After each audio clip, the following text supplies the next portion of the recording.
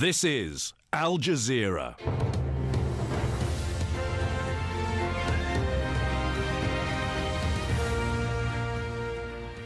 Hello, I'm Rochelle Carey. This is the Newshour live from Doha, coming up in the next 60 minutes. Venezuela's opposition accuses the government of staging a coup to consolidate its power. ISIL fighters surprise coalition forces as they try to capture a key town on the road to Raqqa. In her first extensive interview since November's election, Hillary Clinton reflects on her loss. I'm Joanna Gajarowska with the sport. Real Madrid's star striker Cristiano Ronaldo scores a hat-trick as the defending champions rout Atletico to put one foot in the final of the UEFA Champions League.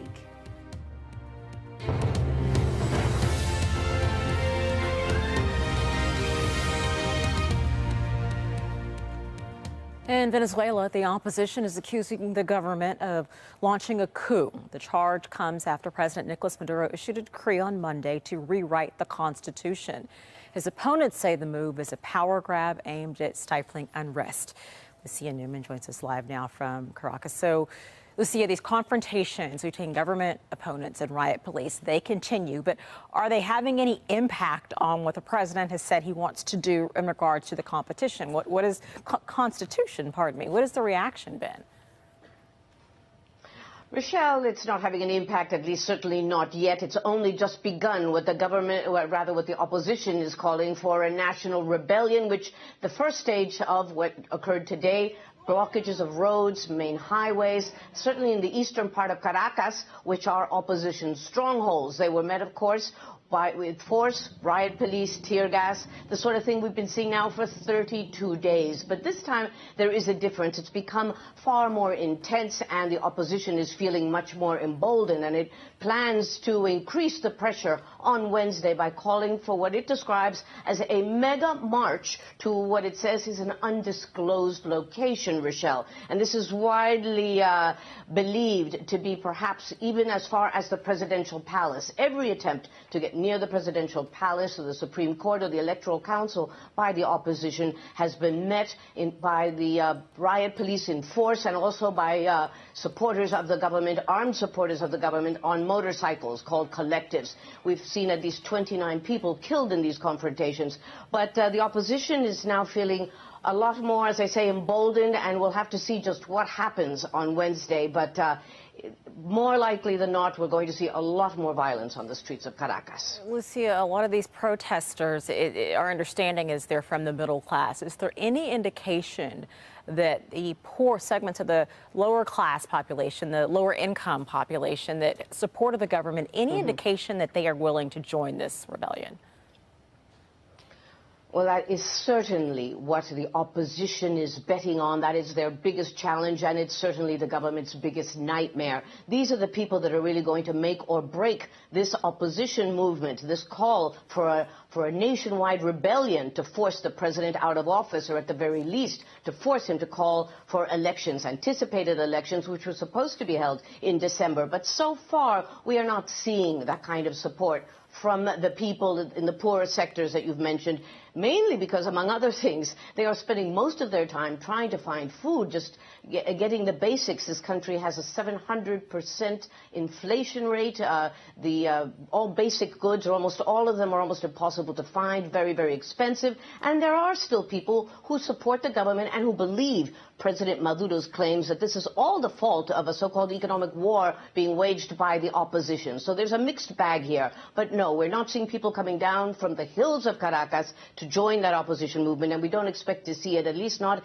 in a significant way, on Wednesday. Okay, Lucia Newman, live for us in Caracas. Thank you. Thank you.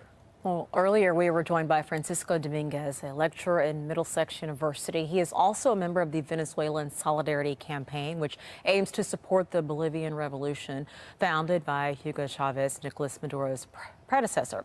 He says protests in Venezuela are small and confined to small, very specific areas of Caracas.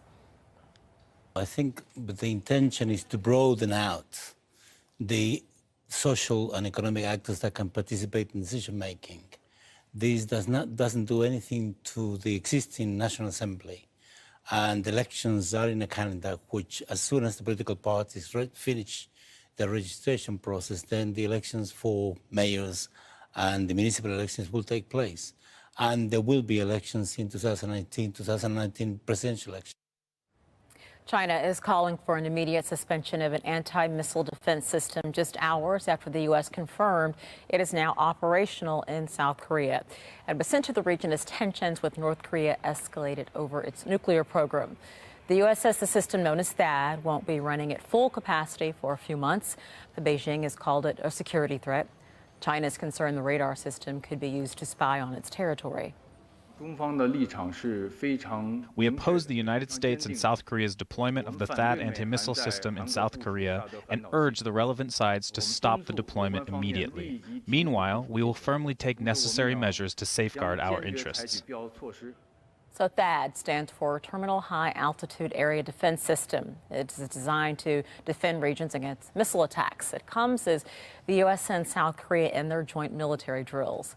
The U.S. aircraft carrier Carl Vinson remains in South Korean waters, while Chinese warships have been docked in Davao City in the Philippines. Tokyo is also looking into a land-based missile defense system. North Korea marked Army Day with large-scale military exercises just 1 week ago. Aljazeera's Craig Leeson has more from Seonju in South Korea.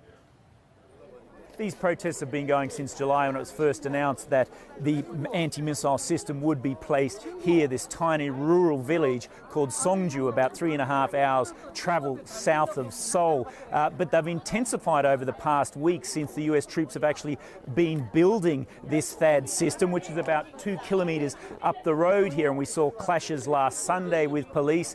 Today we've seen some of these protesters come from all over the country to support the 100 residents who live here who don't want this system in their backyard. They say it's been noisy during the construction, they think it's overpriced, and they're also worried about the electromagnetic radiation that this system will emit from its operation. And tonight about 500 people have joined the locals to strengthen their protest. Tomorrow, Wednesday, is Buddha's birthday, and it's expected that there will be a peaceful protest, but there are police here on hand just in case this protest gets out of hand once again.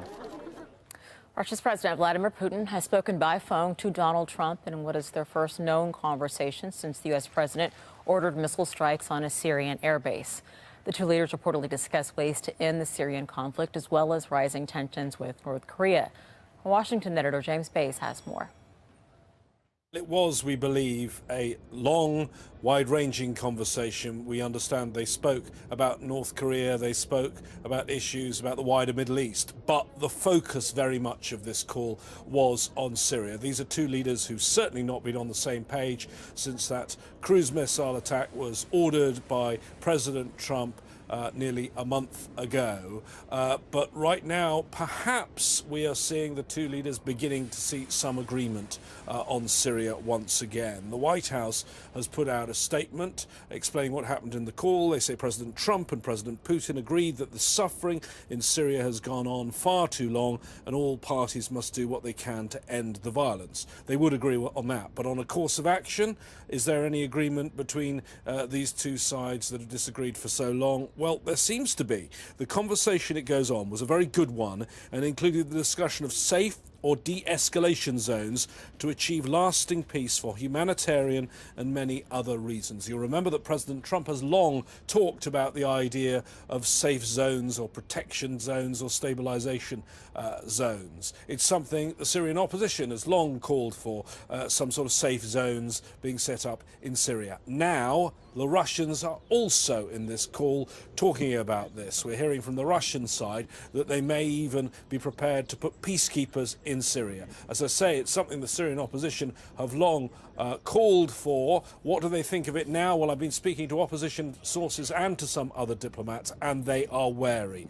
They believe that the Trump administration still doesn't have a firm policy on the future of Syria, apart from the fact that President Trump has occasionally mentioned this idea of safe zones. And they believe that President Putin is trying to use this to his advantage. He's trying to step in now with the idea of safe zones that will appeal to President Trump, but safe zones that perhaps, and this is their fear, could be put in places that would actually help the Russians and the Assad regime rather than helping the opposition. Former U.S. presidential candidate Hillary Clinton says Russian interference cost her the election. In a rare public appearance, Clinton blamed Moscow for hacking Democratic Party emails. She also criticized FBI Director James Comey for reopening an investigation of emails found on her personal server with just over a week before the election to go. It wasn't a perfect campaign. There is no such thing. But I was on the way to winning until the combination of Jim Comey's letter on October 28th and Russian WikiLeaks raised doubts in the minds of people who were inclined to vote for me but got scared off. A former police officer from the U.S. state of South Carolina who was caught on video shooting an unarmed black man has pleaded guilty to excessive force. Michael Slager faced several federal civil rights and state murder charges in the April 2015 shooting of Walter Scott, a 50-year-old motorist who ran after a traffic stop. Slager pleaded guilty to using excessive force and could now face life in prison. Okay. This is not just a victory for my family. This is a victory for Charleston, North Charleston, South Carolina, the United States, and the world. What we saw on that video was not being respected. My brother was violated. He was gunned down, running away. And this gentleman continued to stick through the story, stick to that story. But today, he told the truth. He said he did it. And that's our victory. And the healing starts today. For me. The UN Cultural Agency has passed a resolution critical of Israeli evacuations in and around Jerusalem's Old City. Referring to Israel as an occupying power, UNESCO has called on Israel to cease all digging, tunneling, and works projects in East Jerusalem. Paul Brennan reports. Jerusalem, a city holy to Muslims, Jews, and Christians, and a focus of the tension between Israelis and Palestinians, who both claim it as their state capital. The UN's Paris-based cultural agency UNESCO has long been concerned by modern development in the ancient city. By a vote of 22 to 10 in favour, with 23 nations abstaining, UNESCO's executive board has passed a resolution saying that any Israeli actions that alter the character and status of the holy city of Jerusalem, and in particular the basic law on Jerusalem, are null and void and must be rescinded forthwith. Changing the dynamics on the ground requires also international will and international actions. And this resolution intend to give the legal coverage for that will and that action. As such, we expect that the international community will follow suit and will take actions according to their international legal obligations. Israel occupied East Jerusalem in 1967. 200,000 Israeli settlers live in that part of the city. No country recognizes the annexation, and settlements are already illegal under international law. The wording of the latest UNESCO resolution is significantly more neutral than previous motions adopted last year, motions which led to Israel suspending its cooperation with the UN agency. But Israel says the new resolution is politically motivated and could be an obstacle to peace. There is no need that UNESCO will be involved in any political issue. The place for political issues and for conflicts is in the UN in New York. And the Arab group and the Palestinians should go to there and leave UNESCO to deal with its mandate. Its mandate is about other stories, just positive one. For the Palestinians, though, it's a symbolic victory ahead of President Mahmoud Abbas's first meeting with US President Donald Trump this week. Paul Brennan, Al Jazeera. Plenty more ahead in the news hour, including on the campaign trail in France, Marine Le Pen is accused of plagiarism, but she says that's okay because she did it on purpose. The Lifeline helping remote villages in Yemen gain access to just the bare necessities. And in sport, a sight for sore eyes, how a horse called Patch is set to make history at the Kentucky Derby.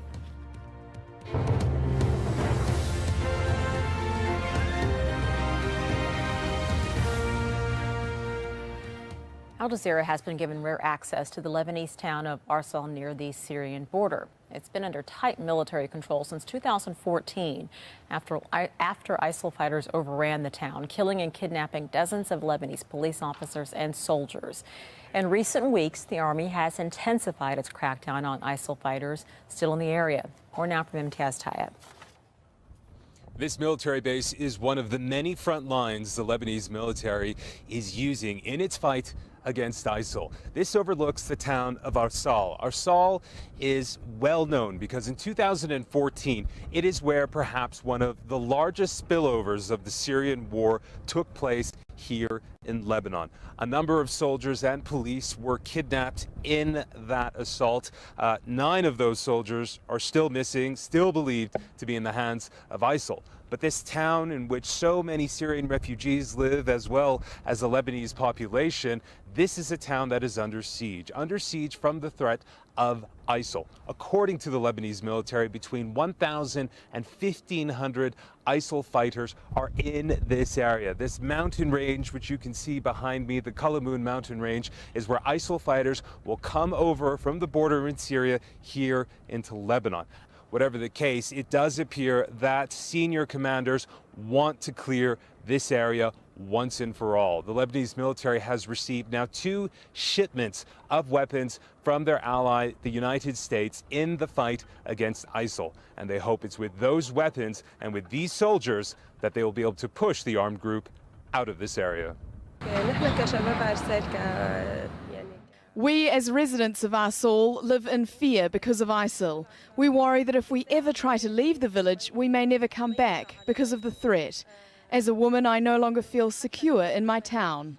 Further complicating matters is the presence of Jabhat Fatah al-Sham, formerly known as Al-Nusra Front. It also has a presence around here, which is why you see checkpoints like this. But all it really just underscores is how the complexities of the Syrian war, which is just a few miles away from where I'm standing now, are playing out here in Lebanon. And the Lebanese military is not only trying to tackle ISIL, it's also trying to tackle other armed groups which are in this area.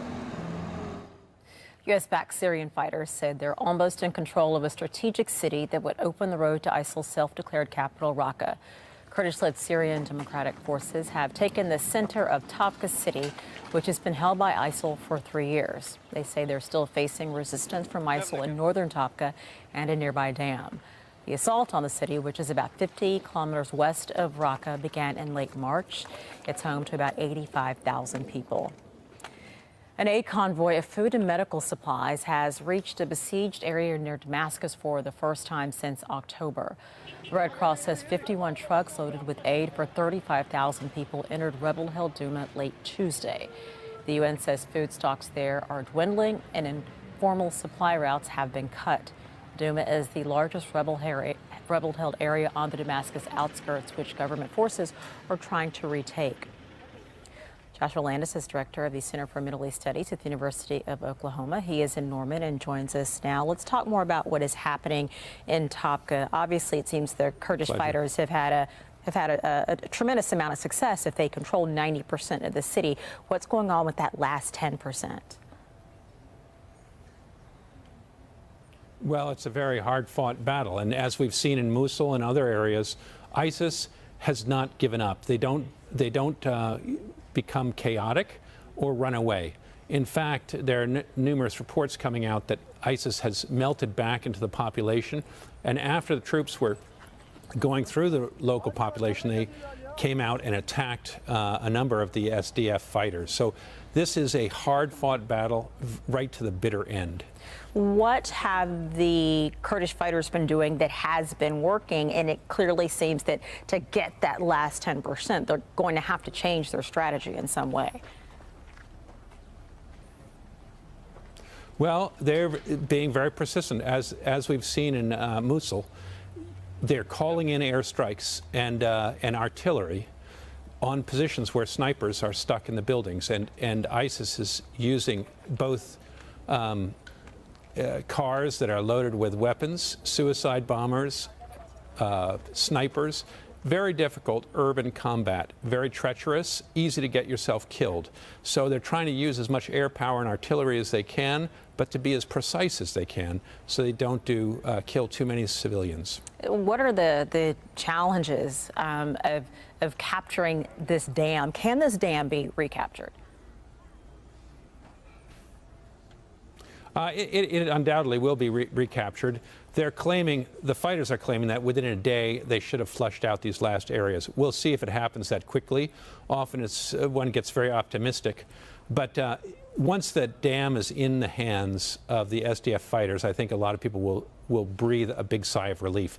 There have been fears in the past and panic rumors that ISIS was going to blow up the dam, which would flood the entire Euphrates Valley. This is the big Assad Dam, which holds tons of water.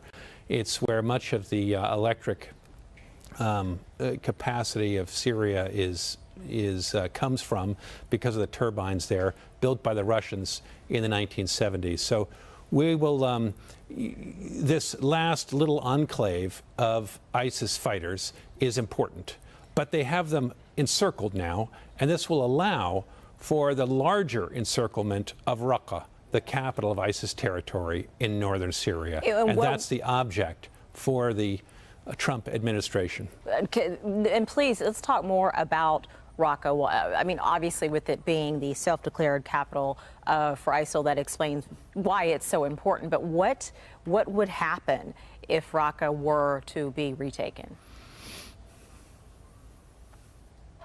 Well, Raqqa used to be a city of about 300,000 people. It's now melted down to less than 100,000. Every day, lots of refugees come pouring out who are starving. They don't have enough food. They've been terrified. They're worried, of course, about the onslaught that's coming and that they could be trapped in their houses. So people are trying to escape from Raqqa as best they can. They're coming out on foot, on all kinds of vehicles. And this is creating a lot of course, a lot of work for the soldiers surrounding the city.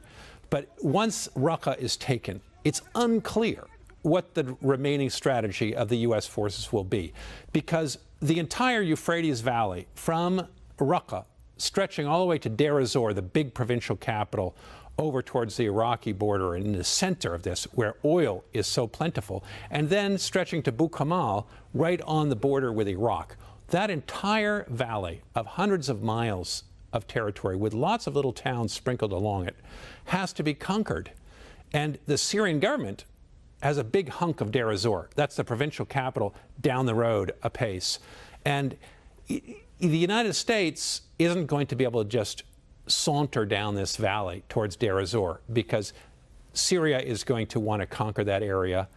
So it's going to be, the battle would become much more complex. Washington has been mum on what they're going to do next. They haven't talked about how they're going to carry on the war against ISIS. With whom? Will the Kurds go with them? Who are they going to turn this territory over to? Will Assad and his government be able to grab a lot of it? Or will it go to the SDF? Those are questions we still don't know the answer to.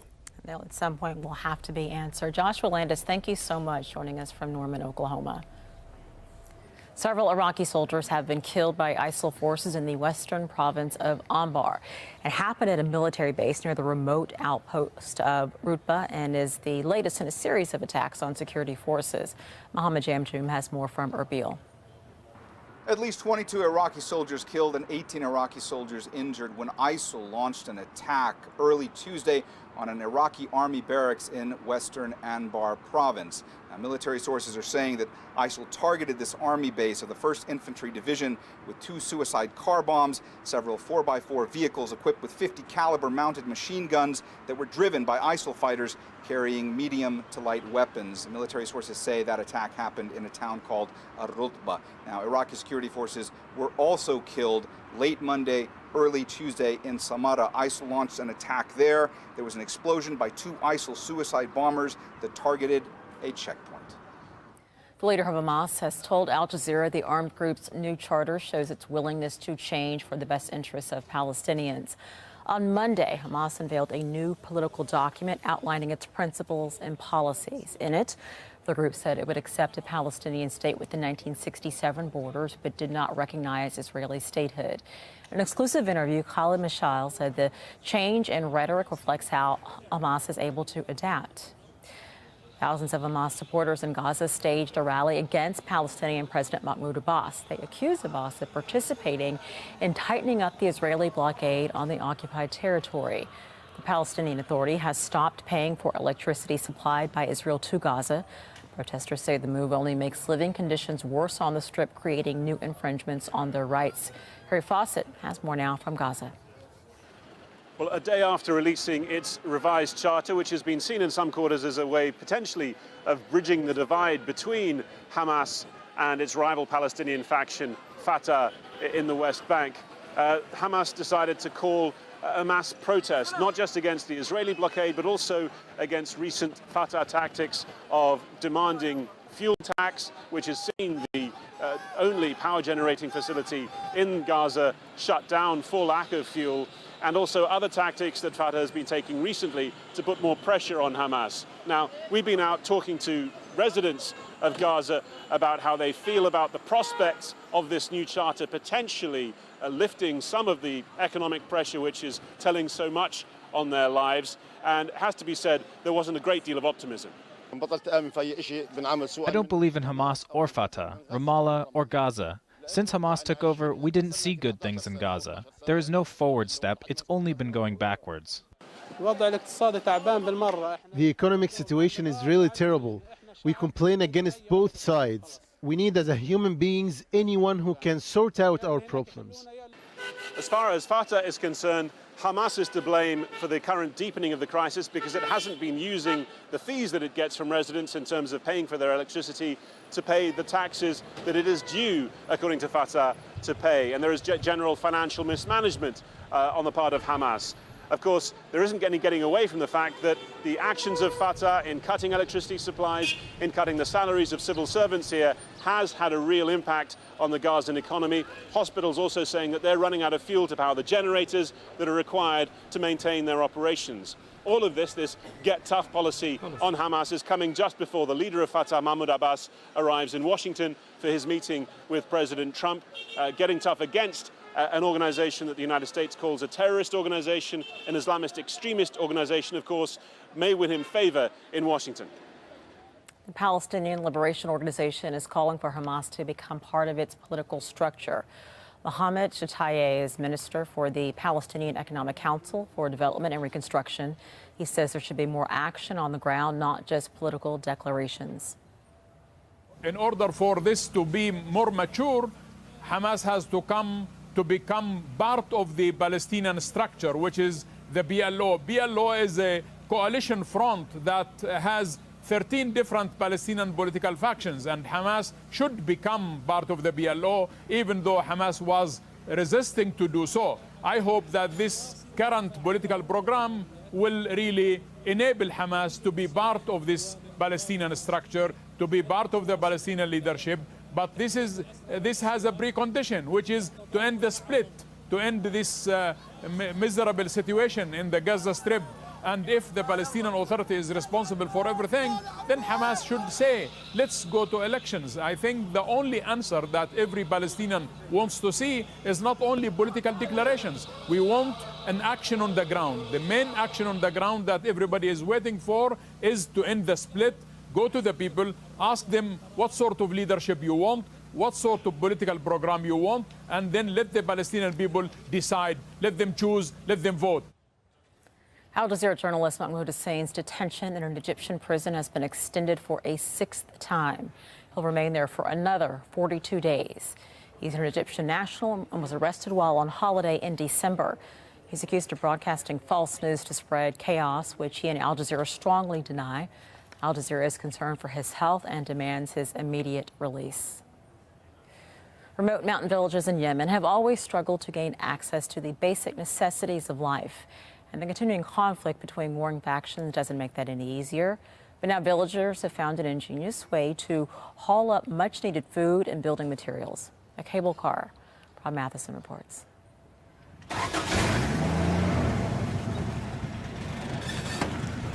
A turn of a key and a much-needed link to remote Yemeni villages whirs into life. An odd assortment of lashed-together wheels, spindles and bits of metal sends this fragile-looking basket trundling towards the sky on cables 1,200 meters long. We devised this cable car because we saw people suffering in remote and hard-to-reach areas. I've been thinking about this since I was a child, and now it's a reality. It was very difficult to raise money for it, but we managed to get donations and collected some of the parts we needed. Villages like Bani Harazi huddle together in the mountain mist. They seem far from the war between Houthi rebels and supporters of the internationally recognized government of President Abdrabbuh Mansour Hadi. But the conflict has taken its toll. We mainly transport basic life necessities from flour to sugar, rice, and oil. We also transport building materials like cement, steel, and all key materials and necessities of life. War has deeply impacted our lives. It's beyond description. In the past, the only way to carry goods up to the villages was on foot or by donkey. Some roads were built, but a sack of flour the size of a large suitcase would still cost around $8 to transport, and it could take 4 hours to get there. When the cable car was built, the price dropped. It now costs about $1 to carry up a bag of flour, and it's a lot quicker. But the loads are small. We need more help from foreign countries and aid organizations to allow us to design and build bigger and stronger cable cars, which can carry more. This feat of engineering may seem simple, but for the people of these Yemeni mountain villages for whom every dollar matters, it's a lifeline. Rob Matheson, Al Jazeera. Still ahead on Al Jazeera. In Mexico, a drug lord's rapid rise and equally rapid fall shows how hard it is to stop the illegal trade. And fighting for the trophy, quite literally, how the Russian Cup final descended into chaos. Joe will have the details in sport.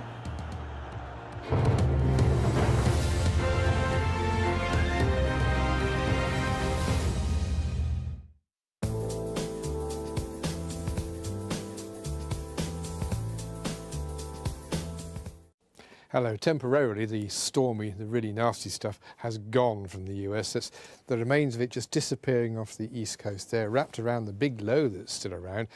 But of course, apart from the tornadoes, it left a lot of rain and snow. Missouri, the latest state to get flooding from it. Now, this is largely because the amount of rain that's fallen into the rivers around here has caused river flooding. But that's Missouri. Now, Missouri, for a day or two, will stay dry. But it's not a foregone conclusion that the flooding will disappear and not come back, because there is more rain gathering. In the immediate future, it won't be up here. It'll be just spreading up through Oklahoma, but towards Missouri and maybe down towards Texas. Now, it's a bit of circulation that suggests there could be some nasty stuff and certainly prolonged rain here. To the west of that, it's all gone dry now. Despite that amazing snowpack that's built up, it's starting to melt now. Nothing more is coming out of the sky except sunshine for California, in fact for the whole of the west really. And this is where the lows got to by the time we get to Thursday. Yes, it's more or less sitting over Missouri, so there is more rain to come. There will be almost inevitably more flooding. South of this, we've seen a good scattering of showers recently throughout the Caribbean. Cuba and Jamaica look drier, but they'll carry on.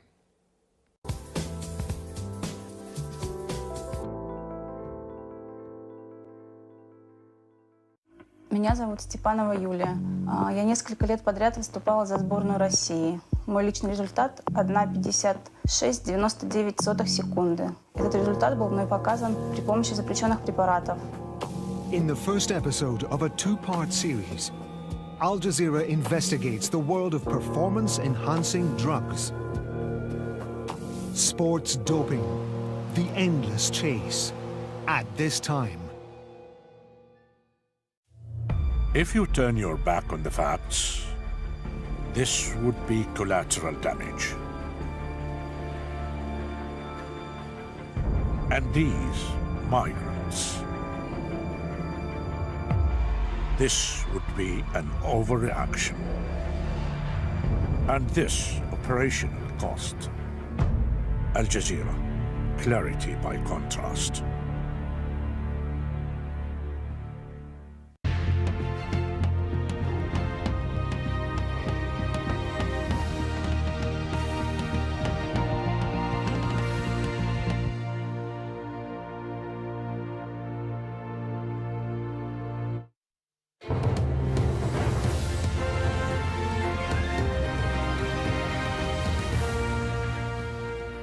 You're watching Al Jazeera. Let's recap the top stories this hour.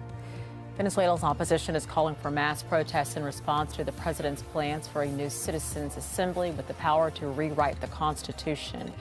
Leading opponents of President Nicolas Maduro have branded the plan a coup. China's demanding an immediate suspension of a U.S. anti-missile system in South Korea. It is now operational ahead of schedule after increased tension with North Korea. Beijing views the system as a security threat. Russia's President Vladimir Putin has spoken by phone to Donald Trump in their first known conversation since the U.S. president ordered missile strikes on a Syrian airbase. The two leaders reportedly discussed ways to end the Syrian conflict and rising tensions with North Korea.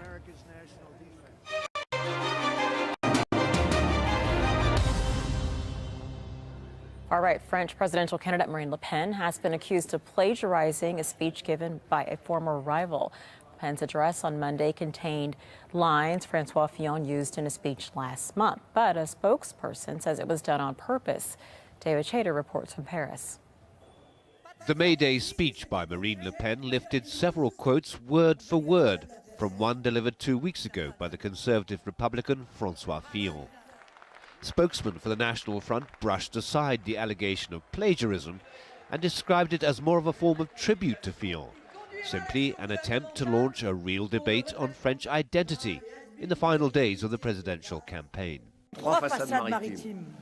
La Manche et la mer du Nord qui nous relie au monde anglo-saxon et sur l'immensité septentrionale. La façade méditerranéenne, foyer des civilisations humaines parmi les plus vieilles et les plus riches de l'histoire. Le Pen also copied Fillon by quoting the same famous phrase of France's World War I Prime Minister Georges Clemenceau.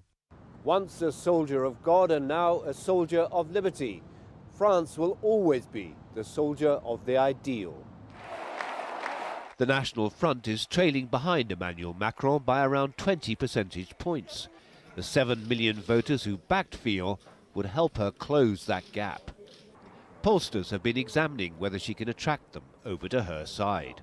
It's difficult at this stage to say there's a clear bridge between the two electorates, but in terms of how the electorate it is, how the values that they express, it's true that they seem at least to be the closest one. Le Pen's use of Francois Fillon's phrases have created a storm of ridicule on the social media. But it's an indication of how far the National Front will go in the last days of the campaign to chase down every vote. David Chater, Aljazeera, Paris. Greece has reached an agreement with its international creditors allowing continued access to funds needed to run the country. But the agreement means increased taxes and pension cuts, which are proving politically painful. John Saropoulos reports from Athens. Greek pensioners are facing another cut in their benefits. A third of them will lose an average of 9% of their income. Panayotis' pension has already fallen by more than half, to just over $1,000 a month. My daughter tells me she can't even afford the petrol to drive home. I used to be able to give my grandchildren €50. Now I can't even give them 5. Is it my fault? Did I not pay my contributions? Did I not work? And it's not just pensioners. Income tax will rise by about 4%. The new measures will earn the Greek government $3.8 billion. Trading will also be allowed on 30 Sundays a year in areas with high tourism. That will put small enterprises, which form the backbone of the economy, at a disadvantage against multinationals with larger numbers of staff. Syriza had vowed to defend pensions, restore salaries and lower taxation when it came to power more than 2 years ago. All of these concessions are politically painful. The government also says they're unnecessary. The point of these latest measures is to ensure that Greece continues to be able to produce a primary surplus of 3.5% of GDP beyond next year. That money going to repay its debt. But Greece already produced a surplus of 3.9% of GDP last year. Creditors simply aren't convinced that that is sustainable. But there's a sweetener. If the economy performs as well as Syriza says it will, and tax revenues remain strong, it'll be allowed to spend more on social programs. Creditors agreed to earmark $3.8 billion for social spending on school lunches, rent subsidies for the poor, and job creation schemes. The Greek government believes that despite the delays caused by lenders' unreasonable demands throughout the talks, the final agreement is balanced and sustainable. Despite the IMF's insistence on measures worth €4.5 billion, we succeeded in a deal that has no fiscal impact. There will be austerity measures worth 2% of GDP. Most importantly for the government, the deal clears the way to have a discussion on rescheduling the Greek debt over a longer repayment period to make it sustainable, something Syriza unsuccessfully fought for in 2015. Despite this, the Conservative opposition says it won't vote for the package, leaving it to pass on the slim government majority. John Psaropoulos, Aljazeera, Athens. Italy's national carrier Alitalia has entered its administration after approval from the government. The airline has been seeking backing from its workers to unlock fresh funds from shareholders and launch an ambitious restructuring plan, but that was rejected by trade unions and staff. The company's board says the rejection made it impossible to keep the aircraft flying. Mexican prosecutors say they have arrested a leading figure in the Sinaloa drugs cartel. Damaso Lopez was the deputy to former gang leader Joaquin Guzman, known as El Chapo, who was arrested last year and extradited to the United States. John Holman reports. Damaso Lopez's brief but bloody battle for control of one of Mexico's most powerful criminal groups, the Sinaloa cartel, ended abruptly with his arrest on Tuesday morning. He was seen as the coming man in the Mexican underworld, a key lieutenant of the most powerful drug lord in the world, Joaquin Guzman, El Chapo. When Guzman was captured and extradited, Lopez rushed to take over his drug smuggling empire. Guzman's sons had other ideas, and cartel civil war broke out. Now there's a clear loser to that fight, a man who in his long rise to prominence personified Mexico's often overlapping criminal and governmental worlds. Damaso Lopez had an extraordinary career. He was actually part of the state attorney's office in Sinaloa, and he went from that to become one of the country's top prison administration officials, a role that he allegedly used to help his then boss Joaquin Guzman, El Chapo, in his first jailbreak. But after that, he crossed over completely into the sphere of organized crime. The government hoped the arrest will break up a joint front it's believed Lopez was developing with the powerful Jalisco New Generation cartel. This arrest lowers the chances of the alliance which he was looking to create with another organized crime group that operates in several states. Authorities will also be hoping that the arrest cools the violence which has seen 150 people die in Sinaloa just this April. John Holman, Al Jazeera, Mexico City. CEO of United Airlines has apologized once again for the forcible ejection of a paying passenger from a flight in April. Oscar Munoz was speaking at a congressional hearing into the airline industry. Cher Batanzi reports. Executives from United Airlines, American, Alaska Air and Southwest testified before Congress. United's CEO made what's become his standard apology for the violent removal of David Dow from a United flight last month. I'd like to again apologize to Dr. Dow, to his family, to every person on that flight.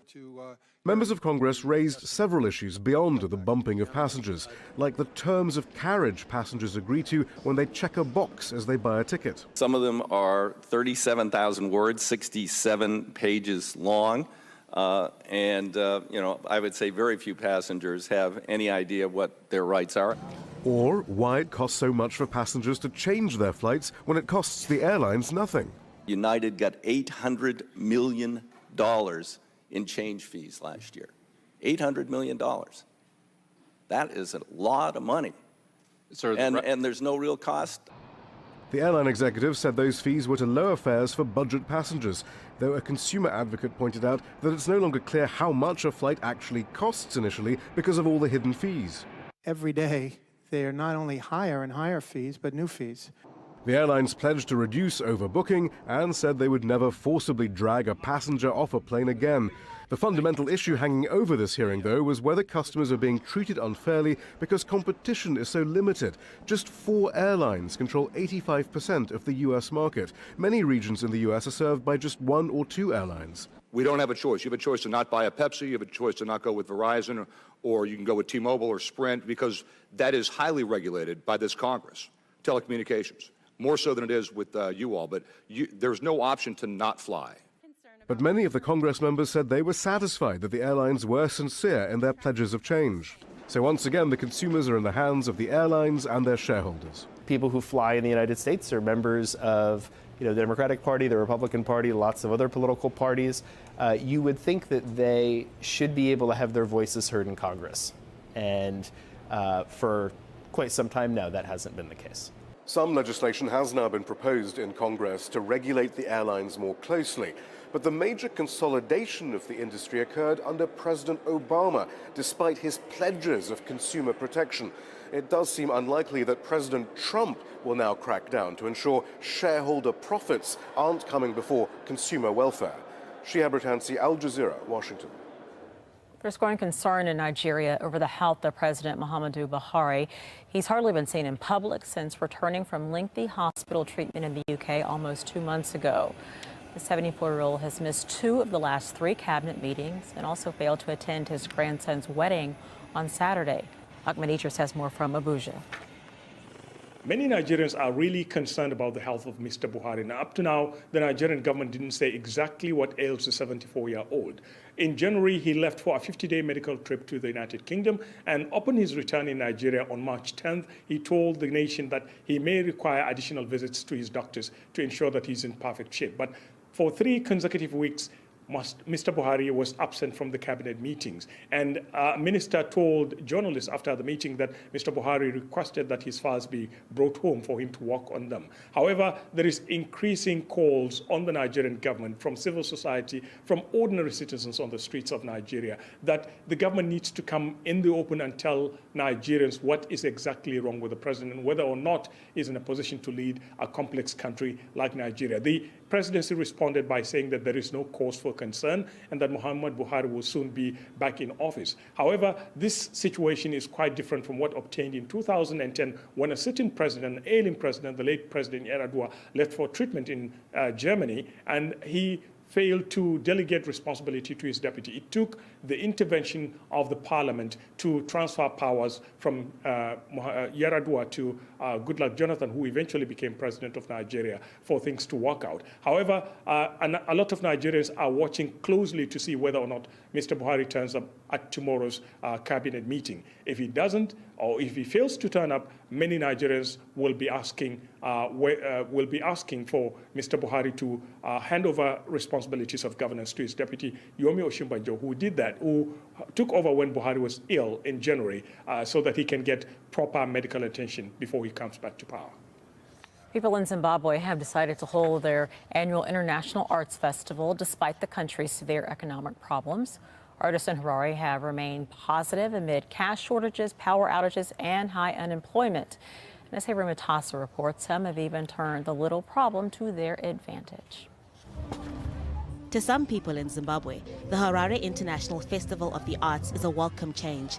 The week-long annual gathering brings art lovers together, young and old. 10-year-old Sahil Darvish is learning trash can also be art. I'm making a lizard out of trash, and it's important to recycle because you're polluting the air if you don't, and the water. His teacher, artist Manners Mokoiri, says this kind of art is something most Zimbabweans can relate to. We are trying to make a living out of it. At the same time, we are creating employment, we are cleaning the environment, we are taking care of litter that is being thrown everywhere. Harare City Council, like most government sectors, is struggling financially. In some areas, rubbish hasn't been collected in weeks. Harare is popularly known as the Sunshine City, but some people say it hasn't felt like that in years. Recycling trash into art won't fix the rubbish problem, but artists hope their creativity educates and raises awareness about the environment. Recycling helps single mother Clotilda Manyange feed her 2 children. That's where we get our money from for the food and for the school fees and for the clothing. Founder Manuel Bagoro says, like Zimbabwe's economy, the festival has had its ups and downs. It's been taking place since 1999, but was cancelled last year because of a lack of money. Having something that is unashamedly acknowledging what is happening in the country, but also saying there is a way to think about the future. There is a way to demonstrate what Zimbabwe might be like. There is a way to embrace creative thinking about the future. Despite the huge economic challenges, organizers say it's important the show must go on. It helps Zimbabweans escape everyday problems by lightening the mood, even if it's only for a few days. Haru Matasa, Aljazeera, Harare. Still ahead on Aljazeera in sport.